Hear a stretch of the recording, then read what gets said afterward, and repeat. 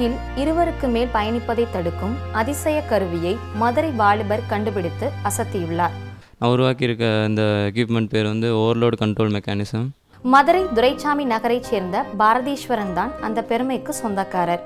விருதுநகர் காமராஜ் பொறியியல் கல்லூரியில் இறுதி ஆண்டு படிக்கும் இந்த மாணவருக்கு அடிக்கடி நடக்கும் பைக் விபத்துகளை தடுக்க ஏதாவது புதிய கண்டுபிடிப்பை உருவாக்கும் எண்ணம் தோன்றியது. ரைடர் அண்ட் பீவட் போகலாம். பிகைண்ட் ஒரு எக்ஸ்ட்ராவாக இன்னொரு ஆள் வந்து இப்போ உட்காரணும்னு நினச்சாலும் முடியாது. ஏன்னா இது ஆட்டோமேட்டிக்காக இன்ஜின் ஆஃப் பண்ணிடும். பைக்கில் செல்ஃப் ஸ்டார்ட் இயக்கம் முழுவதும் மதர் போர்டில் இணைக்கப்பட்டிருப்பதால் எந்த வழியிலும் 2 பேருக்கு மேல் பயணிக்க வாய்ப்பில்லை.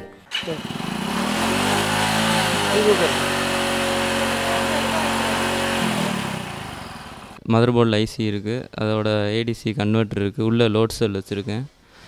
இந்த லோட் செல் வந்து அனலாக், அதாவது வெயிட் எவ்வளோ சென்ஸ் பண்ணி நமக்கு மதர் போர்டு கொடுக்கறனால அவங்க வந்து மதர் போர்டு வந்து நம்ம எவ்வளோ டிஜிட்டல்ஸாக மாற்றி அதோட ரீடிங்ஸ் வந்து எல்சிடி டிஸ்பிளேயில் கொடுப்பாங்க.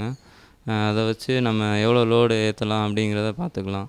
அதே மாதிரி இப்போ எக்ஸ்ட்ராவாக ஒரு ஆள் உட்காரக்கூடாது அப்படின்னா இங்கே செட் பாயிண்ட் இருக்குது, செட் பாயிண்ட் வச்சு செட் பண்ணிக்கலாம்.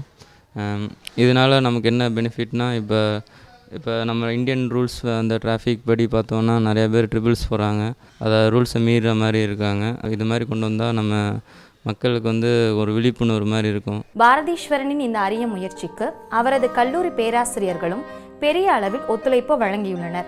இளைஞர்களின் சிந்தனைதான் புதிய இந்தியாவை உருவாக்கும். நாம் மலையை புரட்ட வேண்டியதில்லை, நம் நிலையை புரட்டினாலே போதும். அதற்கு மதுரை வாலிபர் பாரதீஸ்வரன் சரியான உதாரணம்.